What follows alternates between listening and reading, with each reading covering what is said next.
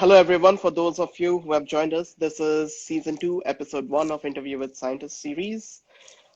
Today we have Dr. David Mendes from Montreal, Canada, joining us on our first episode. A few words about Dr. David Mendes. After completion of his PhD, he has spent 10 years building his career in medical communication and linguistic service industry. He has been in medical communication agency for 4 years post his PhD, and after which he started his own business offering linguistic services. He is also the founder of the famous podcast series known as PapaPhD, where he chats with key opinion leaders and scientists about their career journey, job search, networking, and entrepreneurship. Today, we will talk with Dr. Mendes about his transition to industry, career in medical communication, mental health, and about his podcast, PapaPhD. Thank you, David, for coming over to the Addictive Brain. It's a great pleasure and thank you to allow me to be here today and to address your vibrant community. Thank you. So before we start getting deep into your podcast and medical communication, can you tell us a little bit about your career before transitioning into the industry? So let's talk about university, right? How I came to science. So I went to university in Lisbon, Portugal. Okay. And there, the bachelor's that I followed was in microbiology and genetics at the Faculty of Sciences of the University of Lisbon. I see. And after my bachelor's, which was then a 5-year degree there. Okay. And now is equivalent. There's an equivalence to bachelor's plus master's because I had even a project at the end. After those 5 years, I stuck around in the lab where I did my final project and was working there as doing research and helping the graduates, etc., with research. Yeah. This was a couple of years, and eventually I had a first offer, and this was through networking at university, of doing something different. Yeah. Which was, and this was the late 90s, early 2000s, the generic drugs were being introduced in Portugal at the time. Okay. And the equivalent of the Portugal FDA, let's say, was needed or was feeling some resistance from the medical community to accept generic drugs. And they built kind of a small team, 15, 20 of us, of young graduates to go, and they trained us on public speaking and and with a specific slide deck to address these objections. And I went around Portugal, driving to the different health centers to give this talk and kind of do some objection. What they call it, dealing with the objections and giving alternatives and responses to those objections. And eventually, this was a year. The government changed at the end of that year, and that program was shut down. But it was a great experience. That was my first professional experience after my bachelor's. Okay.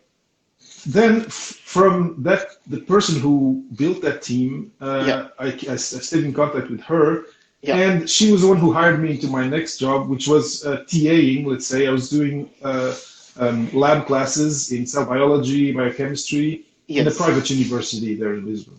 Okay. And I really, really loved it. I've always liked teaching, coaching, helping people learn and improve different skills. Yeah. This was 1 year again, but at the end of that year, I was helping with lab. I was doing evaluation of the lab aspect of the students' education. But I saw the professors who all had PhDs and what they did.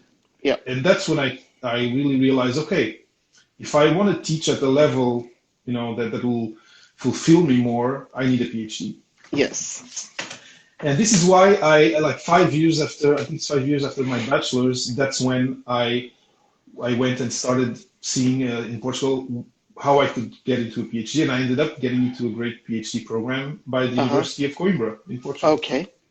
in biomedical and biology and biomedical sciences. Okay. And that's the program where we had a year of seminars, and then Yep. they asked us, all of us, well, now you can decide. You can stay here, you can go abroad. It's your choice. And Okay. that's how I ended up here in Montreal, Okay. because I did the whole lab part of my PhD here in Montreal, in a great Yes. institution, at the Montreal Neurological Institute in the lab of Dr. Jean-François Cloutier. Okay. So that brings to my second question. What led you to move out of academia and transition into industry? So, different things. First, um, uh, as I guess many of our listeners and people who watch you and follow you, I was the first in my family who went up to, the PhD degree. Okay. And this means that, uh, I had to kind of uh, find my way through without Yes. having too much mentorship. And Mm, so this means that I made some strategic errors. For example, yeah. I was coming from Portugal with a scholarship, Okay. which was aimed at a PhD of like 3 4 years. Yes. And then I got here in Montreal. I clicked with the professor. I really Yep. loved and enjoyed and was excited with the subject. But Yes. I didn't ask around like, hey, how many years does a PhD last here? And here it's like 5 6, Five, and it can six. be Yes. even more. Yes.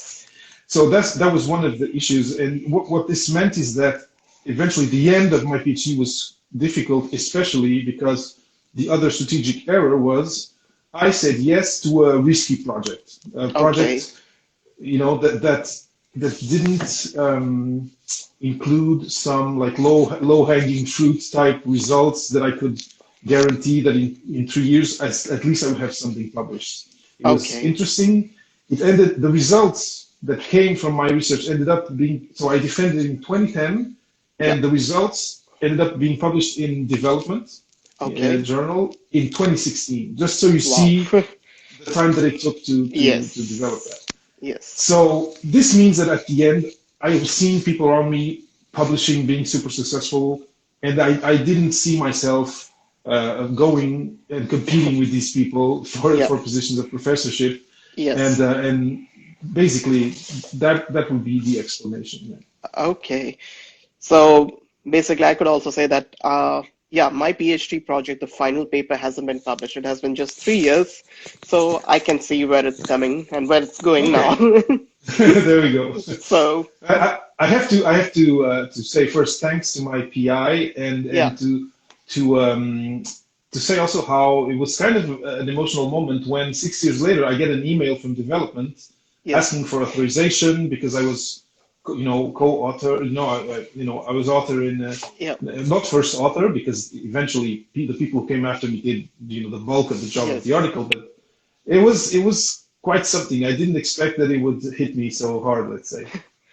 Yeah, like my PI is still really nice. He chats with me, he talks with me, and he helps develop my career because I'm also transitioning out of academia right now. Okay, okay, cool. So, we all know that keeping a healthy mind and mental health wellness is really important, Mhm. including in every profession, including research. So, what are your suggestions about keeping a check on our mental health? Well, I so like I was kind of telling you, and without giving Yep. too many details, the Yes. end of my PhD was a bit rough.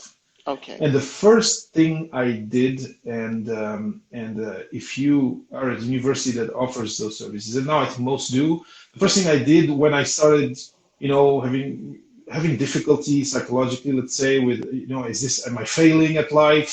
Is Yep. this, am I going to actually fail at this thing that has already taken 5 years of my life, et cetera, et Yeah. cetera? I went to the counseling services of the university, and I started to look at any PhD support groups that were out there. I Okay. went to the career center to see, okay, is there something that I can learn in these Yes. resources that are available at university that Okay. will help me have a better outlook on the future, even though this thing that I'm doing right now is Yeah. being really difficult. I feel like I'm failing at it somehow, or Uh-huh. not being at par with people that I see around me. And so first thing, if you are unable to sleep at night because you're thinking of these issues, if you Yes. are thinking of giving up, of quitting your PhD, Yes. and I'm not saying that you can't.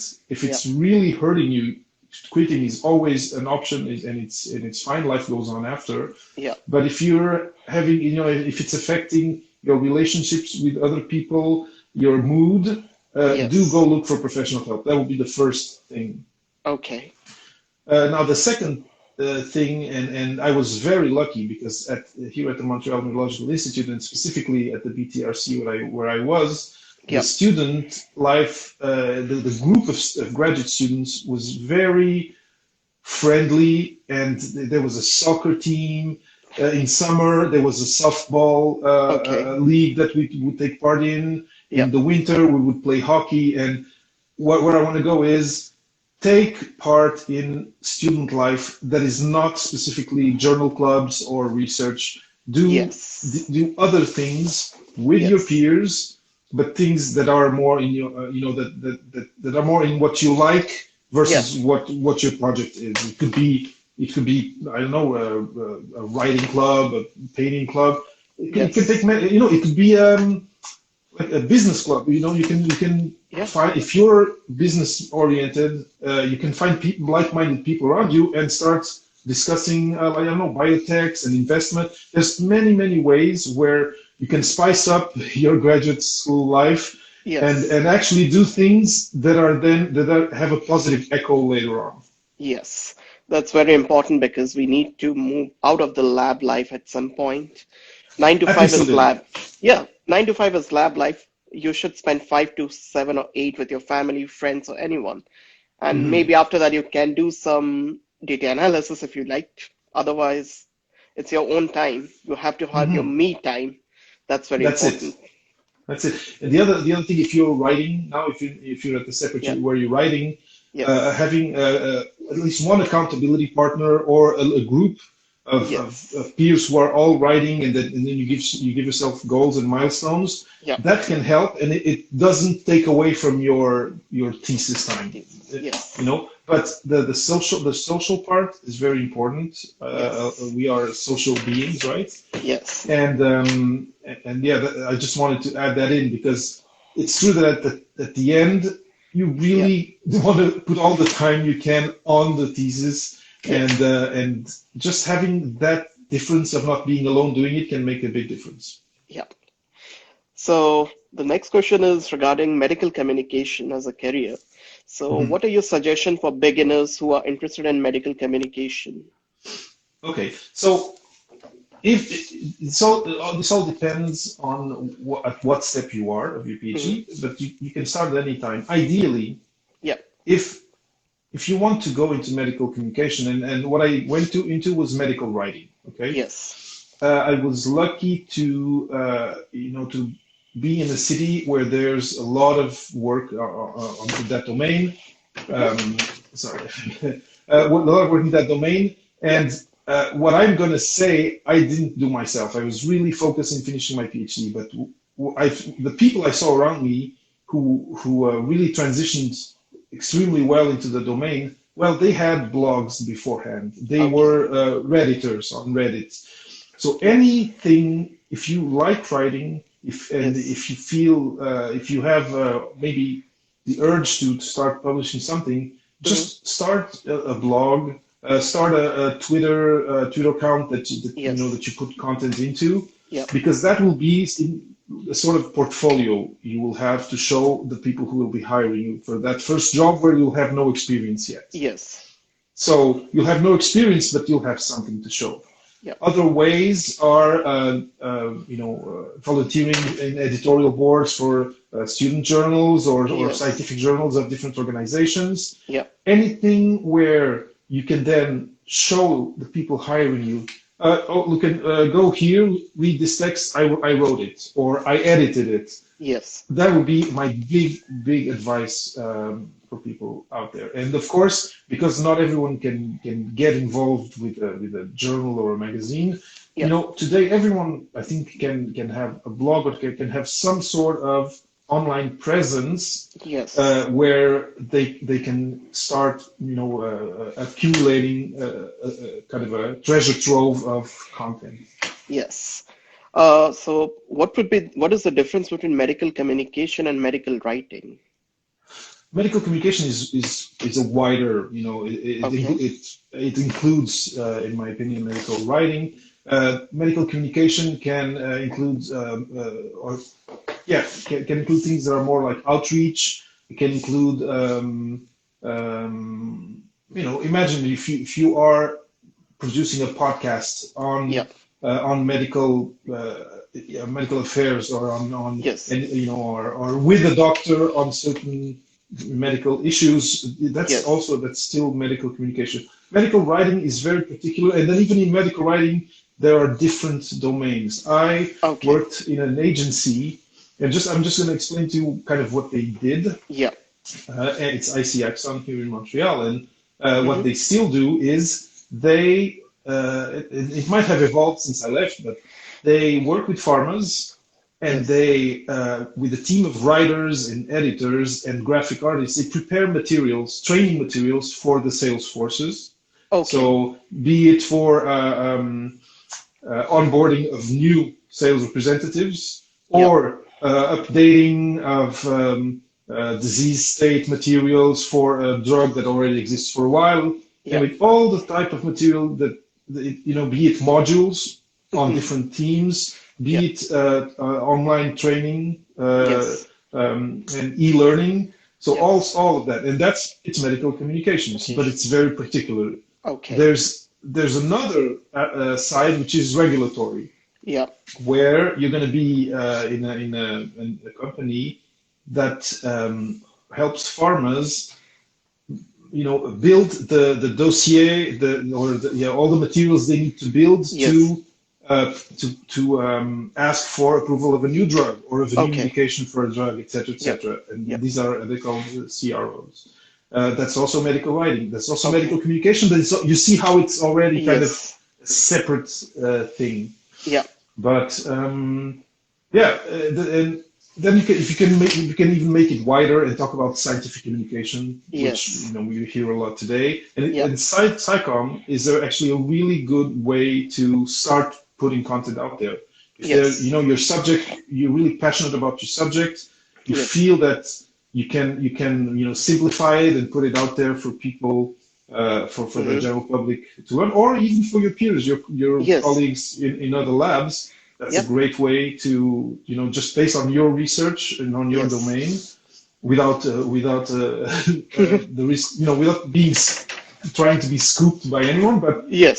just talking and being in the medium as kind of a specialist in your domain. I think it's a great way to go. Okay. That's a really good piece of advice. Thank you. Uh, so now coming to your podcast, Papa PhD. How did you come up with this name? The name, okay, it's fairly simple. I Yeah. am in Montreal, Yeah. and here there's two languages we're in Yes. Canada, two Yep. official languages, French and English. Yeah. I was actually born in Belgium, so the first language that I learned was French. I learned Mm-hmm. English later on. Okay. But when I decided to start thinking about the podcast, all right away I thought, well, I can speak of what the podcast is, but there's universities here in Montreal which are francophone and anglophone, and I want to be Yes. able to reach both Both of communities, them. Yeah. and that's why the podcast is bilingual, Yep. and that's why I had to find a name that worked well in French and in English. I Okay. thought of different things, and one of the things that define me today is that I'm a dad. I have a 6-year-old and a 10-year-old, Yes. and I can't tell you how it kind of gelled together, but Yes. Papa PhD and Papa PhD Yeah. work the same in both languages, Okay. and it was kind of that way. That's the way I thought about it. That was the rationale behind it. Wow, that's interesting. So Can you tell us more about your podcast? How do you choose your guests and what's coming up new or what's next on Papa PhD? Okay. Well, the Papa PhD, like I was starting to talk about, Yeah. the idea was because to bring PhD students and young researchers out there Yes.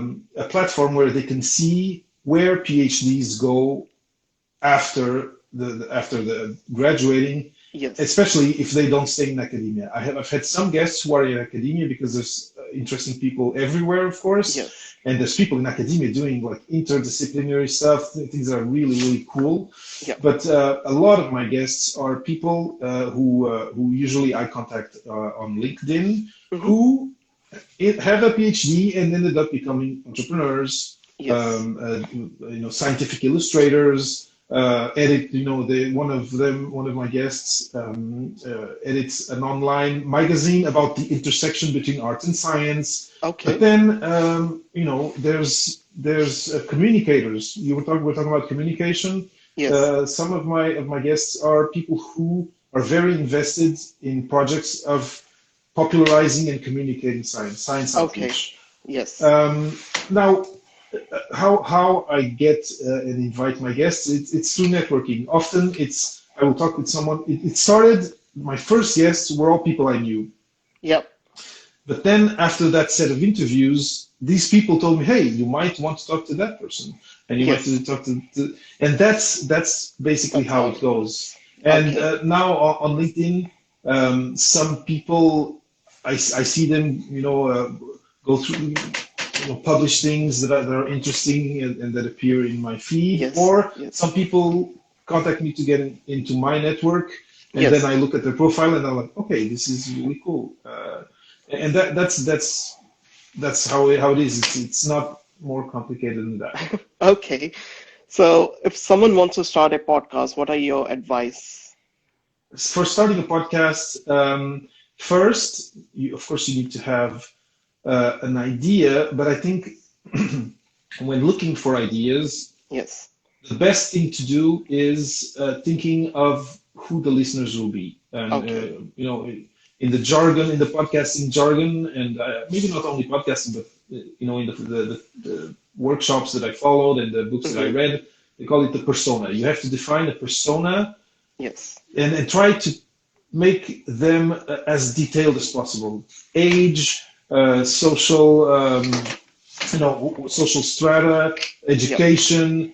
Hmm. You need to really be very conscious of who you and your guests are going to be talked to, who the message is going to Okay. be reaching, because Yes.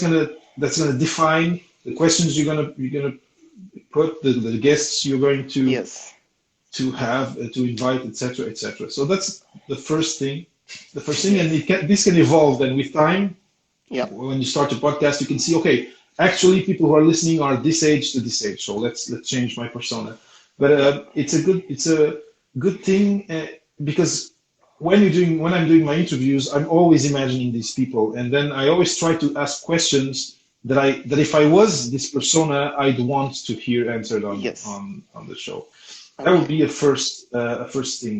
Second, it's fairly easy now to launch a podcast. There's platforms that Yes. make it fairly easy. Yep. So I don't know what would be the next advice. Um, well, you need to decide whether it's going to be solo or interview or a Yep. mix. Yep.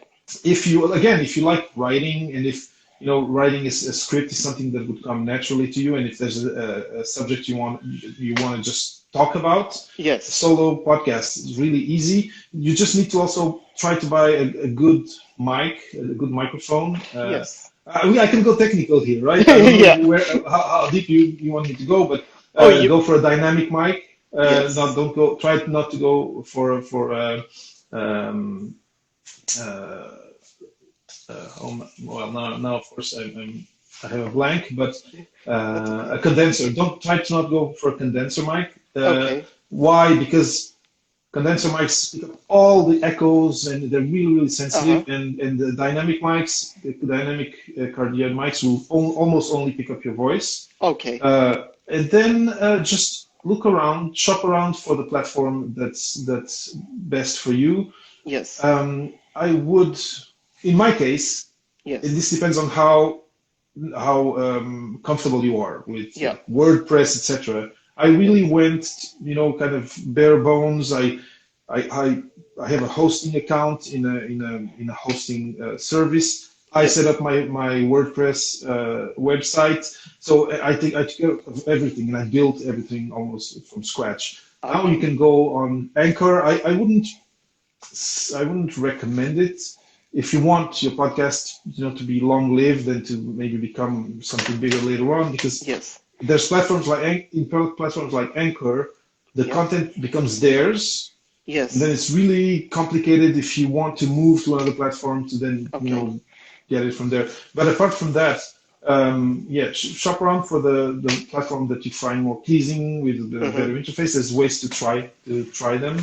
Okay. Um, but the other thing is try to be very organized, especially in dealing with the guests. Okay. And what I mean by this is having like a page, like a Calendly page, something where people will have a choice of slots. They will choose a slot, and they will be Yes. emailed, and try to find a way for them to have reminders. Okay, in a week. Yep. In my case, automatically they get 7 days before their interview a reminder, 2 days before, and Okay. then the day before. So I haven't had a no show yet on the Okay. show because Yep. I'm logged. And I think this is not only helpful for me, it also, if you write also your messages well, it kind of gives the guest also a feeling of safety. Okay, this guy is organized. Yes. It's a serious endeavor in a way. Okay. So that brings to my last question.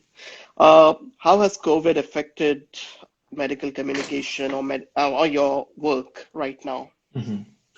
So, actually, one thing that we didn't talk about is that now, after those 5 years of doing medical writing, I Yep. actually transitioned to doing translation in that Okay. domain. I think it's clear that I know different languages, Yes. and yeah, I'm a solopreneur, let's say, Mm-hmm. now offering services of translation and proofing, etc to again companies that are here mostly in Montreal and that work in the Yes. pharma biomedical domain. Yeah. And there was, I feel like at the beginning Yes. of lockdown, etc., I think everything kind of went down a little bit. But because I'm in the health domain, Yes. and one of the clients I have, actually, what I do for them is transcription of videos of Mm-hmm. doctors speaking about different current topics on medicine, and Yep.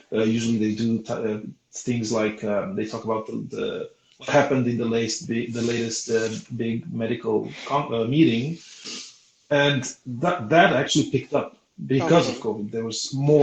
There was more content, there was more happening, and Yes. so I don't think I can generalize, but in my case, there was a lull in the beginning, and then things. I think people got used to the new routine, and things Yes. actually picked up.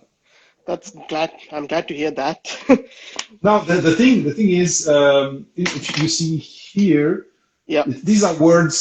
They're in French that my Mm-hmm. 6-year-old has learned. And one of the things that has impacted Yes. me and my partner, we're now both working at home in the same Yes. space, so Yes. that's changed a bit of the dynamic of Yes. work. But having the kids at home, like the home for homeschooling, and for a lot of this big portion of this period since everything started, that has been a big change, and that has affected, I'd say my productivity, or Mm-hmm. how relaxed I am doing the work that I do. Okay. Well, we thank you very much for your time today and for sharing all the tips and advices that you provided. Mhm. And this, for all of those who missed this episode, this will be available on our YouTube channel, and the unedited version will be live soon after this on IGTV. Thank you, Dr. Mhm. Mendes, for being with us today. It was a It pleasure was talking to you. it was my pleasure. If you want to reach out to me, I'm on Yes, social media. I'm here on Instagram. You yes, can find PapaPhD podcast. Same thing on Twitter at PapaPhD podcast. If you want to find the show, you can go to the website papaphd.com. yes.